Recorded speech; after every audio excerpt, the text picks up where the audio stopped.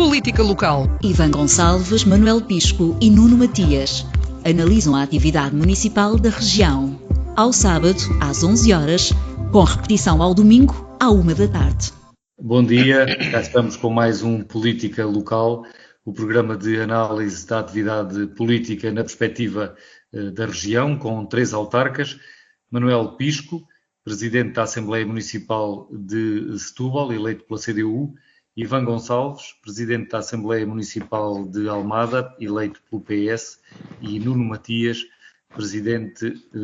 vereador do PSD em Almada. Vamos discutir os temas que temos hoje em agenda: o déficit na transferência de competências na educação que está a asfixiar os municípios. O Governo avançou com um plano de ação para a comunicação social e ainda o Orçamento de Estado para 2025, lá mais para o final do programa. Bom dia a todos. Começo desta vez por Ivan Gonçalves. Esta é uma medida que foi concretizada pelos governos do Partido Socialista, por António Costa, a transferência de competências. Há, segundo as últimas informações que vieram a público, um rombo de milhões nas autarquias. Por exemplo, o Porto aponta para um saldo negativo de 4 milhões por ano. Em Lisboa são cerca de 14 milhões a menos no ano passado. Setúbal também apresentou contas recentemente, diz que desde que as transferências na educação entraram em vigor já gastou a mais 3 milhões e meio, e o Governo admite que há aqui um problema e vai reunir com os municípios para avaliar. Eu começava por Ivan Gonçalves, precisamente para lhe perguntar se reconhece que há aqui uma desconformidade entre aquilo que é a realidade e o que tinha sido projetado pelo Governo quando concretizou a transferência nesta área da educação. Antes de mais, muito bom dia a todos vocês e bom dia a quem nos ouve lá em casa. Bom, este processo de descentralização, em primeiro lugar, eu acho que devemos ir àqueles que são os princípios do processo. Ou seja, se é ou não positivo que algumas das competências estejam delegadas nas autarquias, e eu sou daqueles que entendo que sim, ou seja, que faz sentido que esta descentralização exista e faz sentido que estas competências estão naqueles que as conseguem aplicar mais eficazmente, ou seja, neste caso, os municípios. Já falámos também aqui muitas vezes sobre a necessidade ou não de existirem regiões que pudessem complementar este trabalho e pôr este trabalho a ser feito em rede. Eu sou daqueles que acha que Portugal ganhava se tivesse uma efetiva regionalização, mas enfim, não é essa a discussão, é só para dizer que esta transferência para nível local parece-me útil. Outra coisa é se depois as autarquias têm os meios indicados ou não para fazer o seu trabalho. É verdade que estas queixas já existem há algum tempo, mas é verdade também que quando este sistema foi dimensionado, foi com determinados pressupostos, com determinadas características, que a verdade é que ao longo dos últimos tempos também se têm vindo a alterar. Ou seja, os salários têm vindo a aumentar, o salário mínimo, por exemplo, aumentou ao longo dos últimos anos substancialmente, e aquilo que nós temos vindo a assistir é que não existe, por exemplo, neste caso específico, uma transferência de verbas equivalente ao aumento que tivemos do aumento do salário mínimo.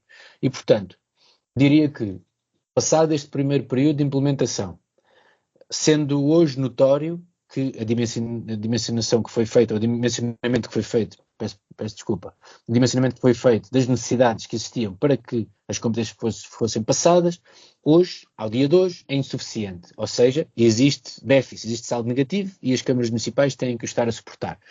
Sendo isso hoje evidente, parece-me que é claro que o Governo o que tem que fazer é fazer um reforço de verbas, não só para compensar aquilo que são, não só para fazer face às despesas do dia-a-dia de hoje, que evoluíram de uma forma que não era prevista há algum tempo atrás, mas também até para compensar as autarquias daquilo que têm vindo a investir neste campo, quando na verdade são competências que lhes foram delegadas. Mas esta é uma conta que só hoje é mais fácil de ser feita e de perceber exatamente, não é hoje, mas mais recentemente, depois do processo estar implementado, é possível fazer esta conta. E, portanto, o Governo, em boa fé, diria que o que tem, agora nesta proposta de orçamento, tem uma boa oportunidade para não só corrigir os valores que estão a ser aplicados, mas também compensar os municípios por aquilo que perderam ao longo deste tempo. Aliás, o governo da AD, quando venceu as eleições, prometeu que ia, o tal choque fiscal, que ia baixar os impostos, resolver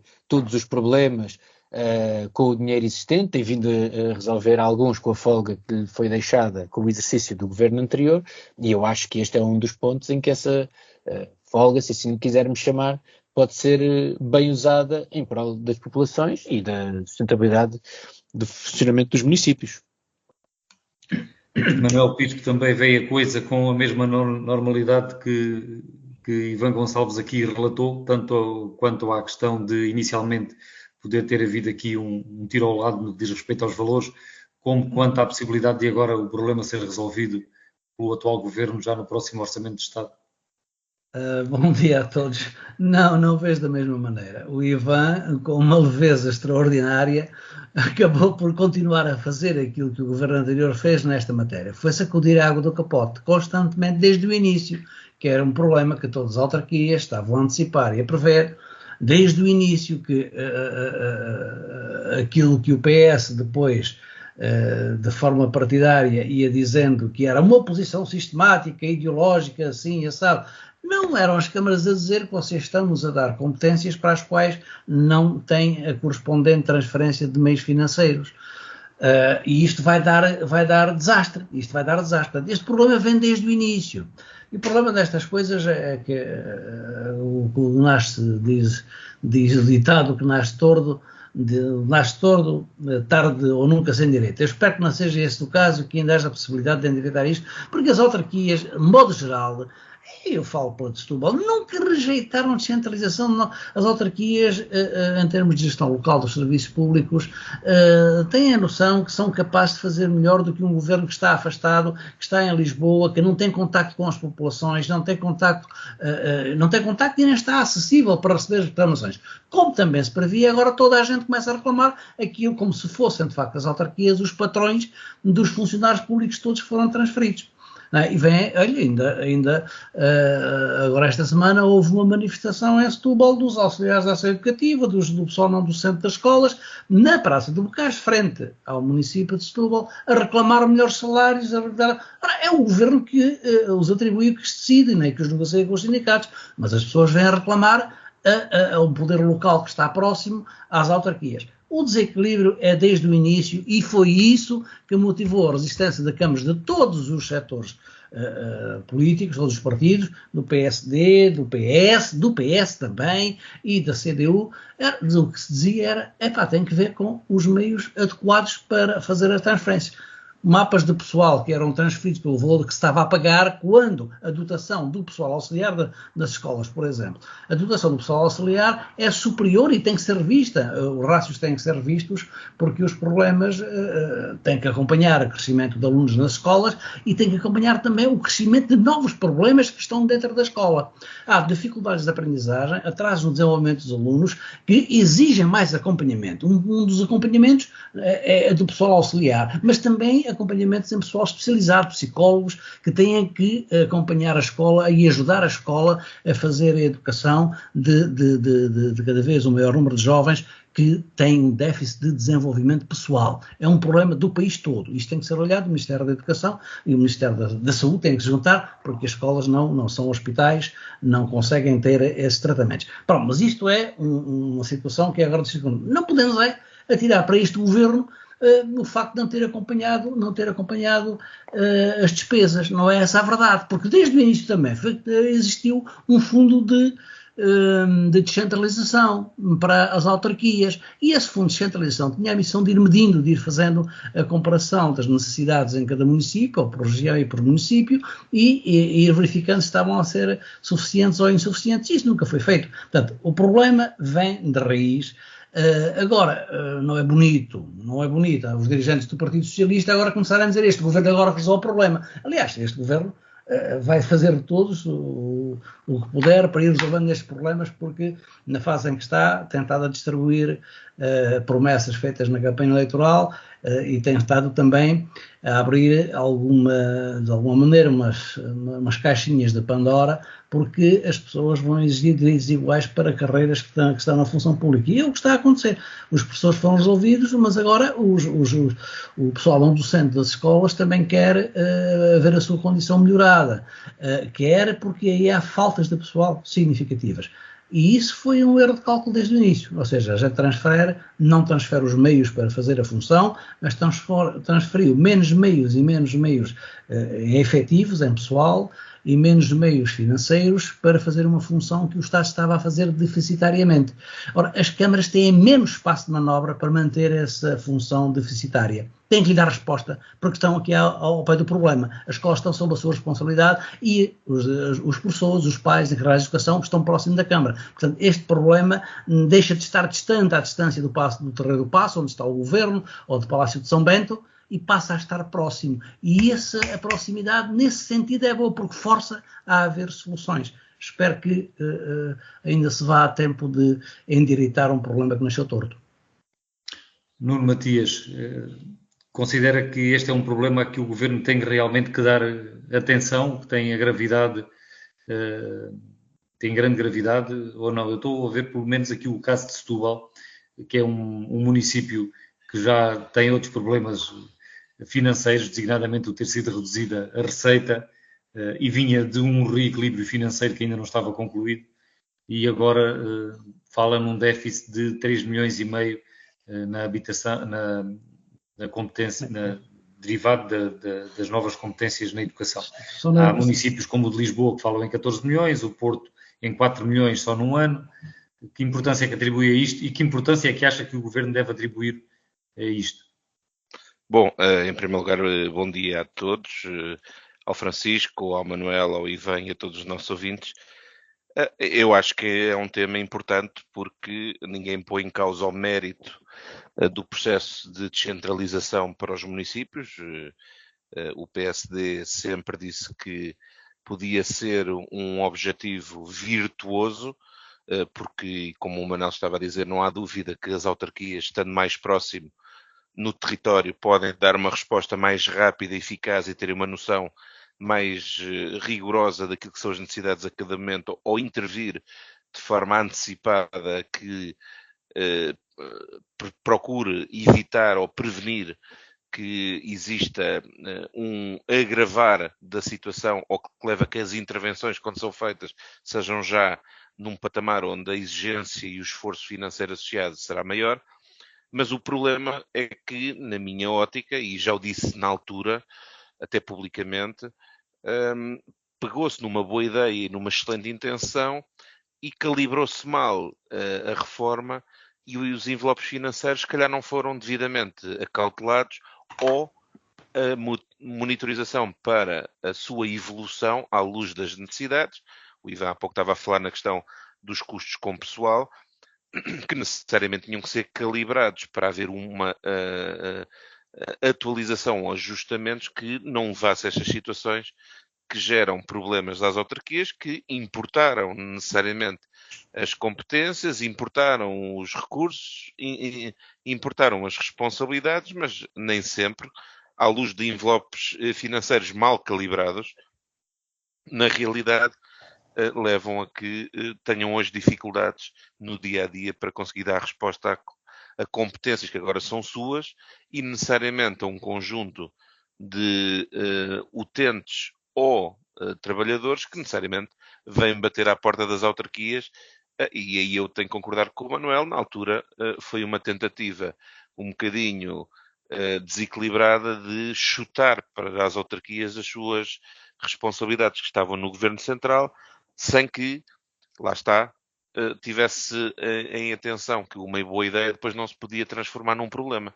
Ou pelo menos devia-se ter a noção que tinha um dinamismo próprio que exigiria uma flexibilidade de ajustamento, acompanhamento, monitorização e resposta para que o Governo depois não abandonasse as autarquias ao seu destino e não lhes exportasse um problema potencial, que é o facto do envelope financeiro não estar programado para aquilo que eram as reais necessidades e não se ter calibrado um conjunto de intervenções, a começar também até naquilo que foi o património edificado que passou para as autarquias, que se calhar não ficou devidamente calibrado aquilo que era um esforço que a Administração Central, apesar de haver o esforço de centralização, não podia demitir-se de acompanhar, porque isto depois não vão haver envelopes do PRR à la longa, e isto não vai acontecer PRRs de 10 em 10 anos, e portanto temos neste momento uma situação especial com receitas extraordinárias, mas essas receitas extraordinárias vão acabar,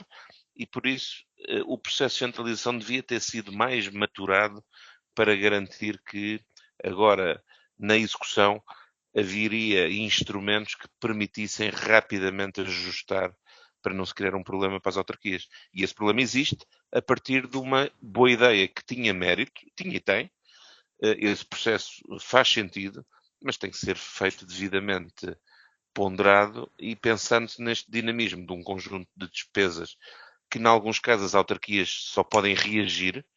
Naturalmente, quando há aqui atualizações salariais, a autarquia, seja ela qual for, vai reagir à situação, mas se não houver aqui estes ajustamentos nos envelopes financeiros, vai ficar com problema. E, portanto, sim, respondendo à sua questão, acho que sim, o Governo tem que ter aqui uma abordagem rápida, estratégica e ponderada. Eu não sei se vamos a tempo nesta fase já do orçamento ou começar a lançar essa reflexão para rapidamente encontrar uma solução, porque as autarquias não podem ser abandonadas agora à sua sorte, depois de se ter transformado uma má ideia numa má solução. E numa altura em que as autarquias são chamadas também a um esforço financeiro acrescido para a sua cota-parte de financiamento do PRR, do Plano de Recuperação e Resiliência. Exatamente. Não é como o Nuno Matias estava a dizer, que agora até há receitas a mais, porque funciona como uma exigência acrescida para as tesourarias das autarquias. Sim, mas é uma realidade extraordinária e transitória. O PRR não vai existir PRR 1, 2, 3, 4, 5. Não, mas há custos que não são transitórios. Vão ficar outros custos de funcionamento e de manutenção. Ninguém os está a calcular.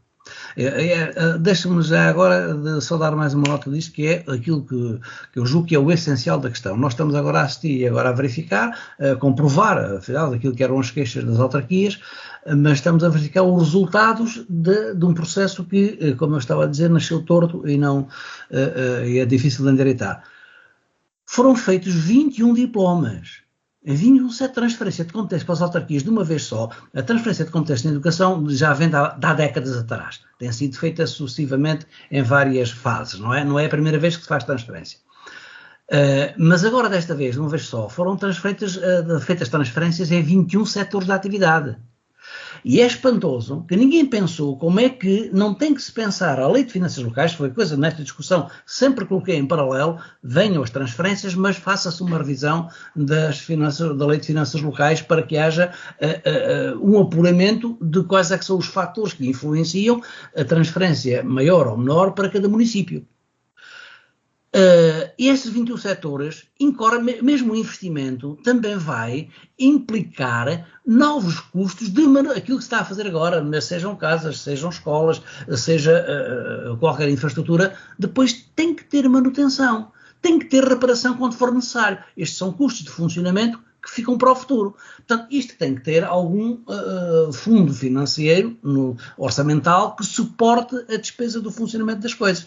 Quando houver aumento de salário, tem que haver ali uma relação imediata entre o aumento do custo com pessoal que o Estado transferir para a autarquia, mas tem que ser suportável. O Estado, a Assembleia da República e o Governo determinam os salários das carreiras, não é? Mas depois, quem vai ter que os pagar são os municípios, deste pessoal que está ao serviço do... Portanto, está ligado a isto uma revisão que é urgente, tem que ser feita, da lei de finanças locais para equilibrar estas coisas todas. Portanto, há um conjunto muito grande, e ainda está mais por concretizar, de funções sociais do Estado que foram transferidas do nível central do Governo para as autarquias. Tudo bem que sejam, mas que venham com a disponibilidade financeira suficiente para elas serem cumpridas, porque senão estamos a transferir incumprimentos. O Governo Central cumpria mal e agora, então, como já cumpria mal, habituem-se porque as câmaras estão a cumprir mal. Só que aí a relação com a população já é diferente. A população é mais exigente perante uma autarquia por estar ali ao pé da porta e tem todo o direito a reclamá-la. Portanto, tem que ser isto visto conjuntamente. A revisão da Lei de Finanças Locais, em função das novas responsabilidades dos municípios, basta falar nestes 21 setores de atividade que tiveram competências transferidas, é urgentíssima e tem que ser feita. Não pode, é uma das formas que este governo, ou urgentemente, este governo que está a pensar a fazer reformas, por exemplo, na comunicação social, devia começar por aqui. A discussão, isto é mais importante na discussão de como é que o país vai funcionar com o Orçamento de Estado do que 1% do IRC ou do IRS jovem. Isto tem mais impacto na organização das funções sociais do Estado que beneficiam ou não beneficiam, porque se não houver meios, as populações que estão à espera que os seus direitos constitucionais à educação, à habitação, um modo de vida democrático e com condições decentes se cumpram. Para cumprir as condições e os direitos que a Constituição consagra, é preciso alocar bem os meios financeiros que o Estado dispõe. E o Estado é desde o Governo até à Junta de Freguesia. Temos que entendê-lo assim. Porque são estas entidades que propiciam a organização da vida social. Vamos passar a Ivan Gonçalves. Imagino que queira acrescentar mais alguma coisa. Já muito foi aqui dito depois da sua primeira intervenção. Sim, queria só dizer 2 ou 3 coisas. É que, em primeiro lugar, esta ideia de que as autarquias não são contra a descentralização não me parece que seja verdade. Nós acompanhamos todos o processo de descentralização, sabemos que há autarquias de partidos, nomeadamente da CDU, que nem sequer quiseram conversar sobre a forma como esta legislação devia ser construída e fazê-lo da melhor forma para assegurar que as autarquias podiam cumprir com esta mesma descentralização. Ou seja, a postura foi, estas são competências do Estado Central, é lá que devem ficar. E, portanto, há uma posição ideológica, elas são legítimas, mas não podemos depois vir dizer que elas não existem à partida.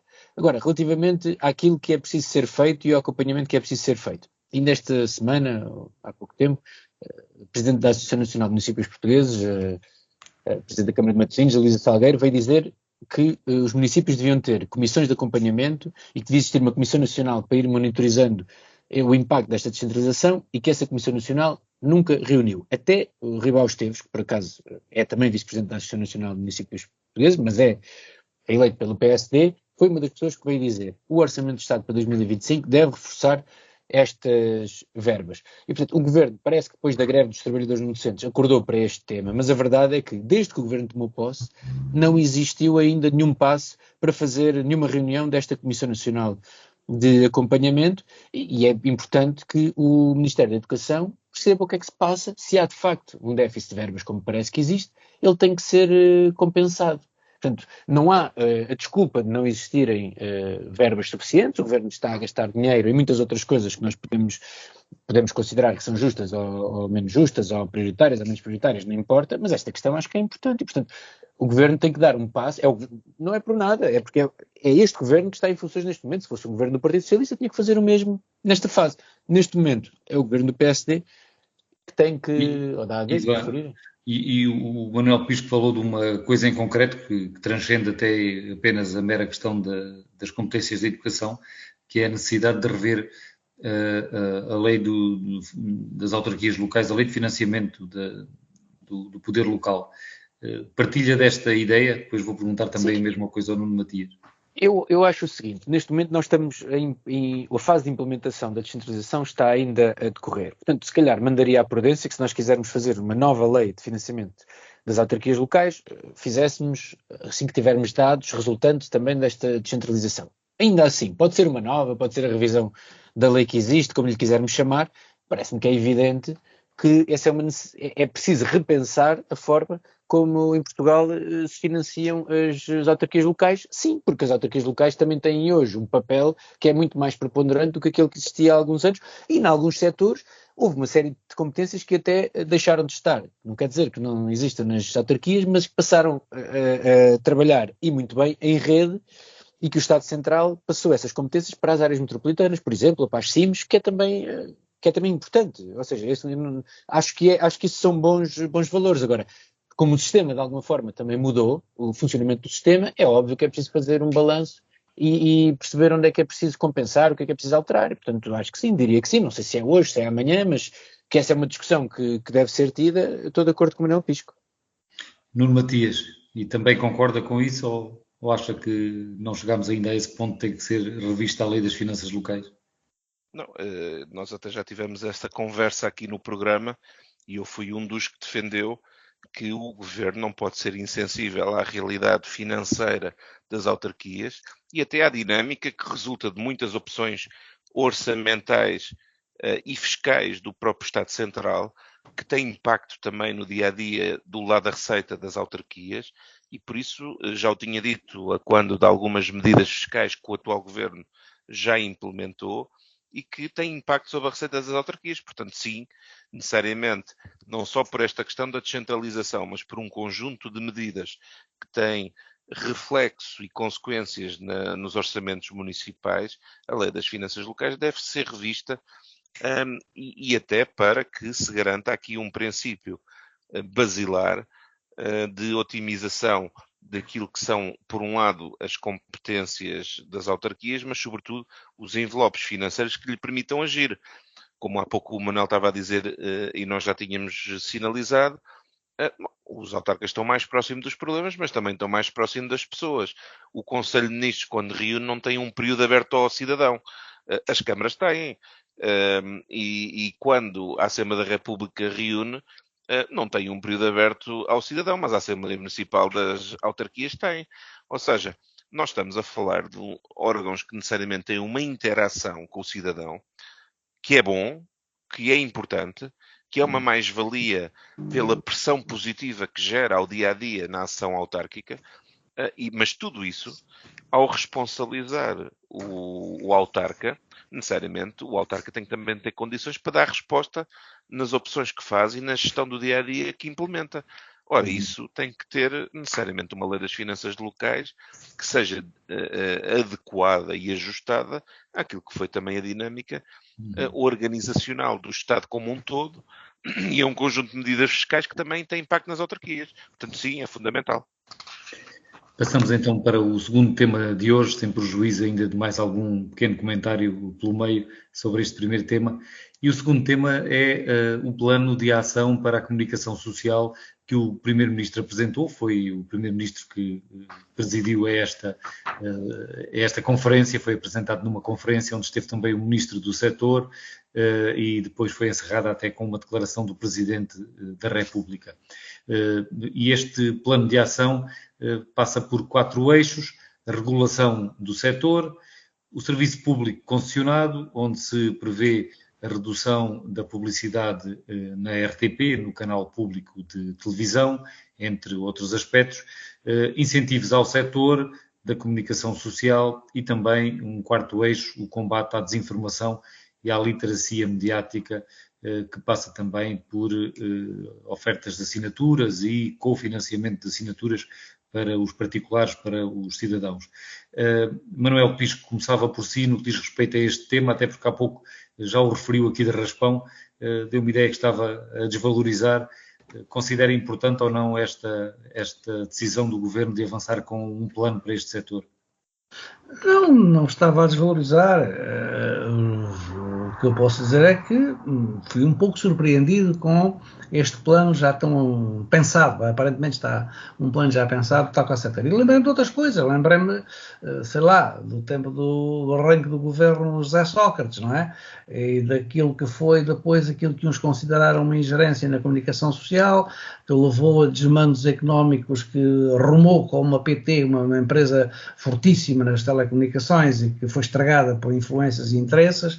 Bem, jogos económicos que estiveram na sombra daquilo que aconteceu aos órgãos de comunicação social na larga dimensão. Houve uma batalha em torno... Mas já acha comparável uma coisa e outra? Vê aqui não sei, momentos coincidentes? Espera, não estou a comparar coisa nenhuma. Lembrei-me desses tempos, está a perceber? Porque vejo aqui um plano muito já completo, não é? Que não foi discutido com ninguém, nem ventilado, nem ninguém reconheceu essa necessidade. A opinião pública não tinha ainda levantado esta necessidade. O Governo, quando, na primeira parte, o primeiro eixo, até parece muito bem. Pegar na legislação toda, atualizá-la, revê-la, fazer um código da comunicação social, parece muito bem. Porque o pior que há nestas coisas são as leis avulsas, umas que se contradizem umas às outras que levantam dúvidas. E, portanto, se fizerem uma codificação da legislação, da regulação e da legislação do setor, que foram regulamentadas e que não cumprem o objetivo. Claro. Portanto, a codificação normativa é muito positiva para os setores e nós temos vários exemplos disso. É um trabalho de fundo que não compreende é como vai ter custo zero. Não pode ter custo zero, como o Governo indica, há algum custo a ter, não é? Mas até aí tudo bem, porque estando tanto codificado, depois as alterações que possam ser feitas são feitas de forma sistemática. Já estão dentro do código e isso é um dado, mas é um dado meramente administrativo, né? Da função regulatória e da função legislativa do Governo, mas é positivo. Depois a outra questão que começa logo a levantar um grande pontinho de interrogação é o serviço público de concessionado de informação, RTP e Lusa. Por um lado, vem-se anunciar que o Governo quer assumir a totalidade, 100% do capital da Lusa, e parece-me que tem lógica, mas também definir regras para que não haja o desconhecimento de quem são os titulares das participações sociais na Lusa. Ora, isto já deixa-me, parece que está a levantar um véu, porque agora estão aos 100% para a seguir privatizar com regras de algum controle e conhecimento de quem são os detentores das ações do capital, não é? É o que parece. Porque não estou a ver uma regra, ou seja, uma intenção antiliberal deste Governo, quer nacionalizar por 100% a Lusa. Tenho dúvidas que seja assim. Depois na RTP vem-lhe tirar a publicidade e toda a gente deve perguntar, mas por que razão? Se tira a publicidade da RTP é obviamente para dar essa publicidade aos canais privados. Vai dar naturalmente à TVI, à SIC, não, sai de um lado para ir para o outro, é receita que vai para os outros. Então, ora, isso vai ser compensado como? Com o dinheiro do Estado. Depois há um número que é colocado neste plano que é, isso custará ao Estado 6 milhões de euros por ano. 6 milhões de euros por ano, custa-me a acreditar que seja só este o valor da publicidade da RTP. Não sei, não sou especialista do setor, mas parece-me pouco. Por exemplo, só numa medida de reestruturação, com despedimentos de 250 trabalhadores, o Governo prevê gastar com isso 20 milhões de euros. Então, como é que a publicidade da RTP tem dúvidas nisso? Depois há outras medidas que estão agora a ser consideradas finalmente, não é, em vários governos, aí por esse mundo fora, é o combate, é o reconhecimento da necessidade do combate à desinformação, às notícias falsas, às fake news, como se diz agora aí na linguagem das redes sociais, e algum controle nas redes. Vamos lá ver se é possível um país como o nosso controlar as redes sociais melhor do que os outros estão a conseguir controlar, ou pelo menos que alguma coisa seja feita nesse sentido para que a mentira não valha o espezinhamento do jornalismo confirmado, do jornalismo que tem reconhecimentos e credenciado, que é o que hoje existe. Hoje a mentira está a afogar a difusão das notícias, das verdadeiras, da notícia, do trabalho dos jornalistas. Os jornalistas, já agora acuso também, têm-se revelado muito pouco quanto a isto. Os jornalistas e os órgãos de comunicação têm estado desatentos a este fenómeno das redes sociais que inundam tudo de mentiras e criam ondas de opinião sem fundamento e isto é gravíssimo para o sistema democrático. O Governo coloca isto e eu acho que bem. Depois há a velha questão, que é a polémica das polémicas sempre, são os incentivos ao setor. Quem é que vai realizar incentivos? São os órgãos regionais, são os órgãos locais, são os centrais, enfim. Mas as duas coisas centrais parecem-me isso. Boa iniciativa da codificação dos diplomas e da legislação do setor, duvidosa esta iniciativa de ir retirar a publicidade à RTP, não se vê o objetivo disto, é naturalmente para transferir para os canais privados, e isso significa que vai ser o contribuinte a suportar todo o encargo da RTP. Estamos aqui há 2 anos, é claro que estamos a ouvir os liberais todos, se calhar o PSD incluído, a dizer, pois, isto está um custo para o Estado, isto está agora uma despesa pública, isto temos é que privatizar. Este processo já foi visto várias vezes em vários setores. Portanto, o que é que eu estranhei? Estranhei que isto já está tudo assim tão bem preparadinho, não é?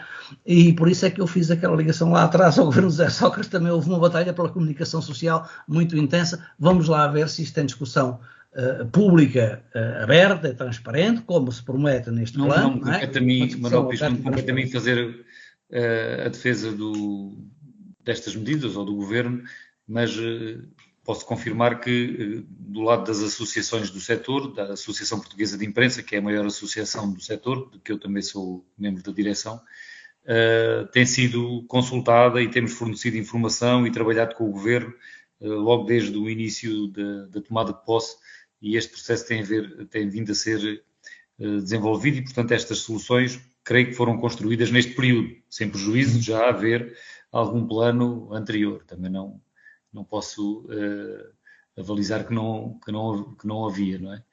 Nuno Matias, sobre este plano, o que é que quer dizer?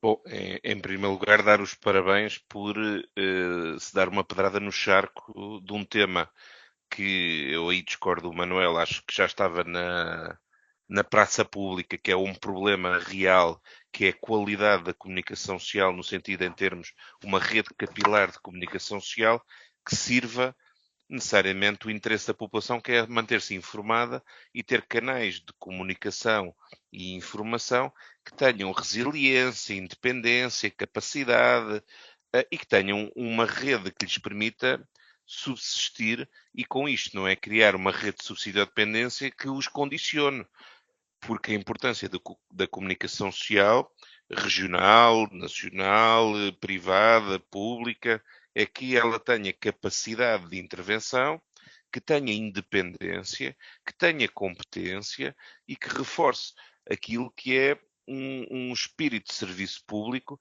que a comunicação social representa, porque mesmo uma comunicação social desenvolvida por privados, a partir do momento que acrescenta informação, comunicação, reflexão sobre temas da sociedade da atualidade, necessariamente é fundamental, e é também um serviço público que se está a acrescentar, e por isso anda bem o Governo por não ter deixado um tema que se calhar não era tão óbvio, mas era igualmente importante e estratégico para o funcionamento de uma sociedade que se quer democrática, livre, plural, e que só pode ser de forma plena com uma comunicação social com força. E isso não é estar a distribuir dinheiro, é encontrar aqui um paradigma de organização do setor, que eu acho que no primeiro eixo demonstra-se claramente que essa ambição vai ser desenvolvida com atos concretos, e o Francisco estava a falar no envolvimento que houve do setor, e eu, até por conhecimento pessoal do ministro Pedro Duarte, que é uma pessoa que eu conheço há muitos anos e sei a forma abnegada como se atira aos processos reformistas, e ele aqui eu acompanhei assim um bocadinho mais à distância, mas acompanhei a motivação que ele tinha no sentido de envolver uma série de áreas do saber deste setor para implementar este tipo de medidas, e por isso é que se calhar já se apresenta um documento mais maturado e com uma visão estratégica, que eu não sei se já aqui tem tudo identificado, eu não sei se as medidas são todas 100% capazes de resolver o problema, mas é uma pedrada no charco no sentido positivo de querer dar resiliência a uma comunicação social capaz, que esteja regionalmente implantada, porque, vamos lá ver, estou aqui eu e o Ivan do Conselho de Almada, eu ainda, até por ser um bocadinho mais experiente que o Ivan, eu recordo-me de nós termos rádios em Almada com projeção, recordo-me de ter jornais com alguma capacidade de tiragem e que chegavam às pessoas e à rua com alguma influência e impacto, e hoje em dia estamos resumidos a um ou dois portais de informação que necessariamente não têm o mesmo impacto, nem têm ainda a mesma força. E que muitas vezes são cada vez há mais, proliferam pelo país, são projetos de uma pessoa só, com muitas debilidades. Ou seja, mas ó Francisco, se me permite, isto para entroncar depois também na questão da RTP e do serviço público, na questão da luz e do serviço público, porque é também importante que se repense de que forma é que queremos o serviço público. É termos uma RTP que seja igual a uma SIC ou uma TVI e que tenha que ter as mesmas valências com a mesma estrutura de custos, ou queremos ter um verdadeiro serviço público que já é neste momento objeto de financiamento através da taxa de audiovisual, e que ao querermos ter ali uma televisão generalista que compete com os grandes canais privados, estão na mesma a exigir a um contribuinte para fazer aquilo que já é feito pelo privado. E com isto não é privatizar a RTP, não é esse o objetivo, penso eu. é redimensioná-la para aquilo que é o verdadeiro serviço público, porque depois tudo o resto já temos uma panóplia de canais exigente, resiliente, robusta, temos dezenas de canais temáticos.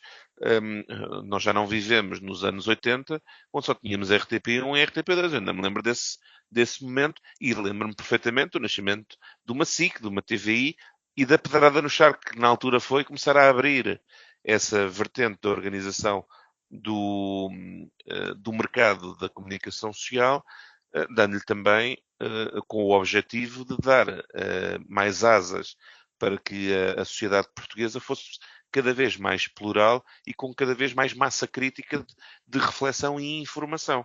Ora, este diploma, peço desculpa, este documento, este plano estratégico, necessariamente aquilo que apresenta é, por um lado, a identificação da comunicação social como um eixo central também para o desenvolvimento de uma sociedade democrática mais qualificada, dar mais instrumentos para que a comunicação social seja mais resiliente, seja possível de contratar jornalistas, possa ter mais capacidade de chegar às pessoas e de resistir, porque nós não queremos projetos de comunicação social e jornalísticos que abram num ano e fechem no outro. Nós queremos que exista aqui um princípio que vá disseminando uma tradição. Nós estamos aqui na Popular FM, mas eu sei a ligação do Francisco, por exemplo, ao Setubalense, que é da Capital Distrito, e eu sei a implantação que o Setubalense acaba por ter exatamente porque foi criando essa rede do ponto de vista de ligação com o cidadão, que passa a ser um órgão sempre escutado e sempre acompanhado. Mas isto necessariamente depois não podemos criar mecanismos em que órgãos desta natureza, disseminados do ponto de vista regional ou órgãos a nível nacional, depois não tenham instrumentos que lhes permitam ter capacidade de resistir e um sistema que não é criar aqui uma dependência, porque necessariamente eu isso seria sempre contra. Não pode haver uma lógica de dependência e tutelar do ponto de vista do poder político sobre a imprensa. É fundamental que ela seja livre, plural, crítica, porque ela deve ser crítica em relação à sociedade, porque é isso que permite a fazer uma avaliação daquilo que são os caminhos e necessariamente depois haver aqui o contraditório. A sociedade livre e democrática é isso. Nós temos é que ter uma capacidade de apoiar um setor que ajuda a desenvolver a democracia e que por esse papel que é inegociável, não pode deixar de ser mais apoiado e estrategicamente organizado, com um serviço público que tem que existir. Portanto, eu não sou favorável à privatização da RTP, mas sou favorável a que se repense a organização de um canal de televisão que, sendo público e tendo uma missão pública, não tem que estar organizado para competir necessariamente em salários, em programas, mesmo na dimensão, com privados. Isso também não significa ter que despedir por despedir. Aquilo que eu percebo é que há aqui uma lógica de reorganização, pegando naquilo que é uma prática normal, que é, com as saídas por aposentação ou pré-reformas, poder reorganizar aquilo que é o dimensionamento correto, para não se estar a exigir aí sim aos contribuintes, para além da taxa do audiovisual, haver ainda outro tipo de apoios ou necessidades orçamentais que levem a que o contribuinte ainda esteja a onerar, sob a forma de impostos, este tipo de necessidades de financiamento. Haja um sistema mais pensado para termos aquilo que nós queremos, que é uma comunicação social com capacidade de informar, de influenciar do ponto de vista de reflexão, aquilo que é uma sociedade que tem que ser plural e democrática. E para isso tem que haver contraditório e críticas. Ivan Gonçalves, também quanto a este plano, para si é positivo ou não? Muito bem, eu estava a ouvir o Nuno Matias falar na pedrada do charco. Eu acho que isto na verdade é uma grande pedrada na RTP, mas já lá vou, e desde logo não partilho a visão do Nuno sobre só a existência de vantagens de hoje em dia existirem operadores privados de televisão. Óbvio que existem muitas vantagens. Eu por acaso até me lembro da SIC ter sido criada, apesar do elogio do Nuno quanto ao facto de eu ser mais novo, mas ainda tenho memória da SIC ter aparecido. Também ainda cheguei a ouvir os relatos dos jogos do Almada e dos pescadores na Rádio Voz da Almada, mas enfim, quando era criança, e é de facto, e o Nuno tem razão, há um problema com a comunicação social local, com a comunicação social regional. Nós, aliás, o que fazemos aqui é também colaborar com os órgãos de comunicação social regionais, e acho que isso também é um sinal de que nós entendemos que é importante a existência deste tipo de emissoras, de jornais. Todos sabemos também que existe um problema, que é preciso combater as fake news, acho que aqui estamos todos de acordo. Acho que o plano tem a vantagem de falar na questão da literacia digital, e é óbvio que é preciso repensar a forma de funcionamento da comunicação social. Agora, o que me parece é que ataca todos estes problemas, ou pelo menos grande parte deles, de uma forma errada, porque é preciso definir uma coisa: se nós queremos uma comunicação social de qualidade, isso custa dinheiro. Obviamente não pode ser dinheiro colocado como forma de subserviência da comunicação social ao poder político. Isso é evidentemente inaceitável, não me parece que seja por aí que devemos ir. Agora, aquilo que é importante é reforçar os serviços de comunicação social, aliás, é importante reforçar a sua capacidade financeira, salvaguardando a sua independência. Isto pode ser feito de várias maneiras. Aquilo que não pode ser feito é aquilo que este governo está a fazer, nomeadamente relativamente à RTP, que é cortar o seu financiamento, cortar-lhe a possibilidade de aceder ao mercado da publicidade num valor que se estima de 20 milhões de euros e não lhe dar mecanismos para compensar este valor. É que, na verdade, já existe um canal público sem publicidade, que é a RTP2. Portanto, aquilo que o governo parece estar a fazer é desvalorizar a capacidade que a RTP tem para fazer bem o seu trabalho. Não é desta forma que se estimula a comunicação social, nem se trabalha para a sua sobrevivência, para a sua independência. E depois a isto junta-se as declarações do Primeiro-Ministro, em que a dada altura diz que os jornalistas têm pouco amor à sua profissão e grande parte deles só faz as perguntas que lhes sopram o ouvido ou que levam escritas nos seus telemóveis. Isto parece-me que é absolutamente inaceitável, ou próximo disso. Portanto, resumidamente, aquilo que me parece é que este anúncio que o governo vai acabar com a publicidade na RTP tem apenas um efeito: é deixar as receitas de publicidade para os operadores privados, fazer o serviço público definhar, ao mesmo tempo que anunciou uma reestruturação com a saída de 250 trabalhadores da RTP. E, portanto, parece deixar claro quais são as intenções do governo, que era a morte lenta da RTP e a morte lenta do serviço público de televisão. A isto juntamos as críticas inaceitáveis do Primeiro-Ministro aos jornalistas, num estilo próximo daquele que Trump ou Bolsonaro utilizam para classificar o trabalho dos jornalistas. Somamos ainda o facto da grande entrevista que Luís Montenegro fez, ter escolhido fazer a uma pessoa que nem carteira de jornalista tem e que tem uma simpatia óbvia pelo PSD. Aquela entrevista podia ter sido feita na PSD TV, não sei se existe a PSD TV, mas se existir, acho que é um bom local para aquela entrevista ser transmitida, e tudo isto dá um sinal perigoso, ou pelo menos que é pouco confortável, que parece que este governo, de um governo que viveria bem com uma comunicação social amestrada. Isto é um péssimo sinal e, portanto, se as intenções até podiam ser boas, ou se as intenções anunciadas podiam ser boas, salvaguardar a comunicação social, dar-lhe capacidade para fazer o seu trabalho, porque é verdade que não há democracia sem jornalismo, mas a forma como ela foi concretizada e o ataque que está a ser feito à RTP, eu considero que é a pior forma de o fazer, e é um ataque ao serviço público de televisão. As intervenções foram longas, imagino que mais alguém, designadamente o Manuel Pisco ou o Nuno Matias, queiram fazer alguma réplica aqui daquilo que foi dito ou acrescentar alguma coisa. Se for o caso, pedia-vos era que fossem muito breves para podermos ainda falar do terceiro e último tema de hoje, o Orçamento de Estado, que teve desenvolvimentos esta semana. Sim, Manuel Pisco, Francisco, muito rapidamente, até porque necessariamente não concordo objetivamente com aquilo que o Ivan refere. Isto não é nenhum ataque à RTP, é redimensionar o serviço público para garantir que temos um setor da comunicação social que tenha capacidade e resiliência, e aí a RTP não deve estar dimensionada para competir com os canais generalistas de sinal aberto, ou dimensionar-se na ótica da despesa e na ótica da organização e da remuneração exatamente ao mesmo nível, pelo menos em algumas vertentes. E também não concordo que se esteja a misturar aquilo que é uma ambição num plano estratégico, depois com algum discurso mais ou menos conseguido deste ou daquele protagonista que, ao referir-se aos jornalistas, poderá ter sido menos feliz na abordagem.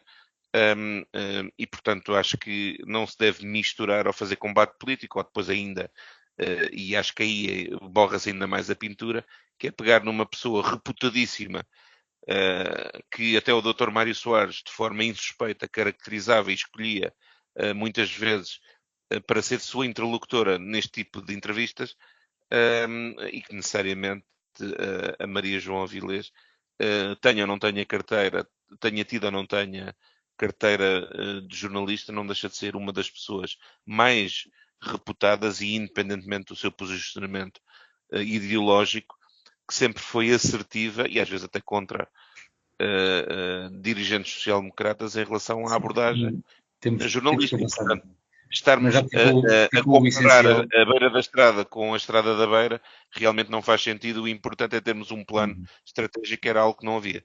Manuel Pisco também quer acrescentar mais alguma coisa? Não é nada a estar a ver. O Ivan Gonçalves depois completou concretizou algumas das dúvidas que eu tinha lançado, mas eu não quero, ao contrário, não quero, a propósito do que o Nuno Matias acabou de dizer, fazer a desconsideração ao Primeiro-Ministro, a este Primeiro-Ministro, de pensar que ele está a dizer coisas de forma desabrida e impensadas. Aquilo que ele disse, dilo porque quis bater os pés aos jornalistas. Não há outra razão de ser. Ele diz aquilo muito conscientemente. E ele sabe que é um plano e, ao mesmo tempo que está, o Nuno Matias acabou também de dizer isso claramente, quer-se retirar a RTP da concorrência. Portanto, o Estado é mau a ter iniciativa empresarial e a ter comunicação social, que é uma empresa que tem que funcionar empresarialmente. Mas retiram-se-lhe as receitas do mercado. Ou seja, não se quer da concorrência, fica só para os outros. Será que os computadores vão substituir os jornalistas? Será que os computadores vão fazer investigação, informação de investigação? Isto começa, por isso é que eu fiz o paralelo com o passado, lá dos tempos daquele primeiro governo que depois deu em relação aos órgãos de comunicação social. Há aqui qualquer coisa que tem que ser como? As premissas estão todas certas deste plano. Defesa da democracia, transparência, tudo bem. Mas então esta discussão também tem que ser feita publicamente e com transparência. Porque até agora podem ser a tratar coisas. Agora, isto leva a dúvidas. Como é que eu retiro 250 trabalhadores da RTP e passo a ter os mesmos meios para ela fazer uma estação de serviço isenta, capaz de diversificar as fontes de informação, que é o problema. A informação, o pior que a informação tem às vezes, nem é a informação que dá toda alinhada, todas das mesmas fontes, todas como mais extremista, de forma mais extremista se diz, com a voz do dono. Às vezes não é a informação que se transmite toda da mesma fonte, é aquela que se omite. E isso contribui para a informação capaz de fazer cidadãos ativos e democraticamente interventivos. Portanto, esta coisa de retirar a RTP da concorrência levanta-me suspeitas. Temos que terminar com este tema, sob pena de não falarmos nada relativamente ao Orçamento de Estado, e eu começava agora pelo Ivan Gonçalves, que assim, se quiser ainda acrescentar algum à parte, muito rápido, a este último tema que estamos agora a tratar, ainda pode. Ivan Gonçalves, quanto ao Orçamento de Estado, houve a entrevista do Primeiro-Ministro e a entrega na Assembleia da República do Orçamento de Estado, que foi esta semana.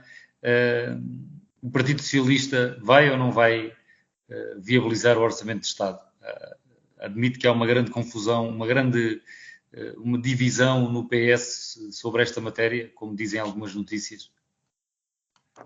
Não, eu acho que é natural que existam diferentes posições, porque de facto a situação não é linear. Eu, sobre o tema que estávamos a debater anteriormente, tinha mais coisas para dizer, mas não vou acrescentar muito mais. Acho que é evidente, não partilho da visão ou da admiração que o Nuno Matias tem pelo trabalho da Maria João Avilés, mas isso fica para outras conversas. Enfim, e já não vamos ter tempo, só minuto mesmo, Ivan. Sim. Pronto, muito rapidamente. Eu acho que há aqui várias questões que estão em cima da mesa.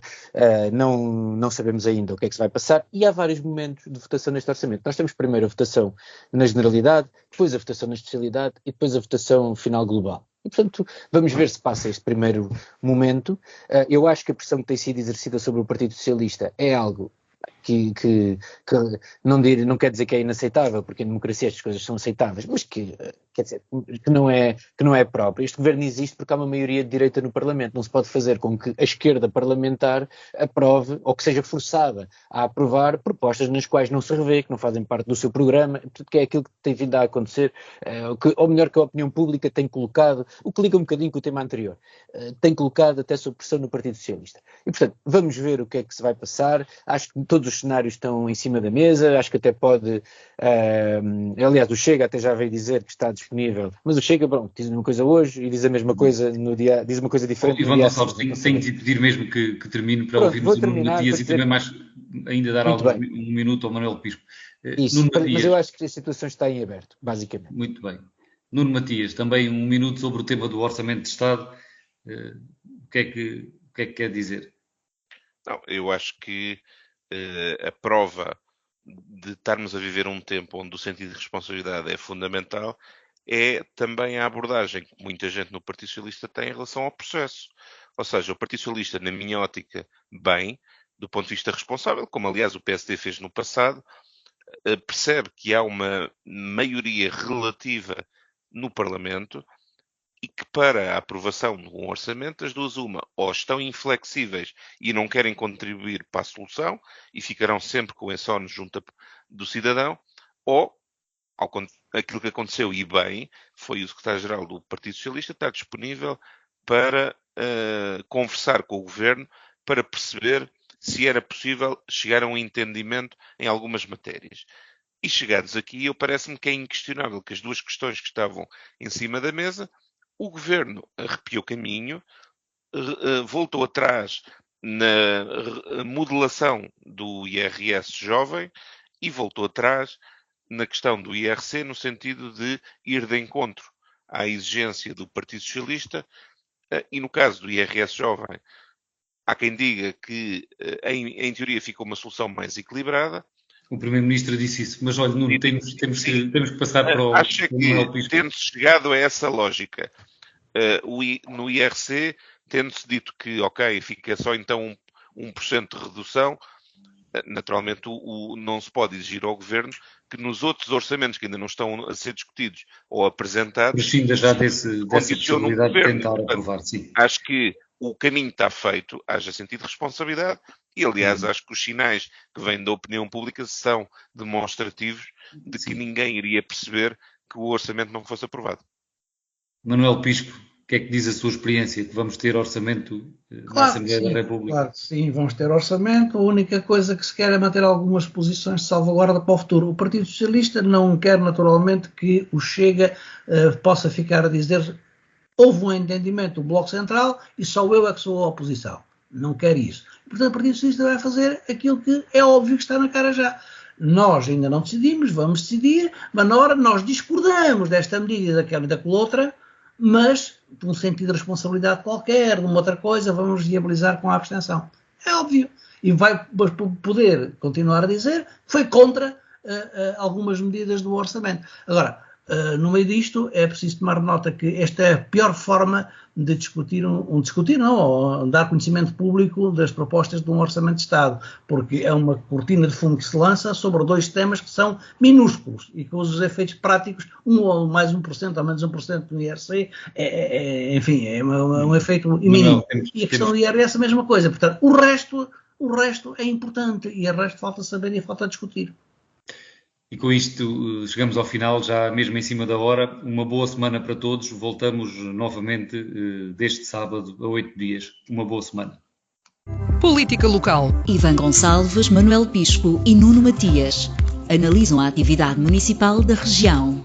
Ao sábado, às 11 horas, com repetição ao domingo, à 1 da tarde.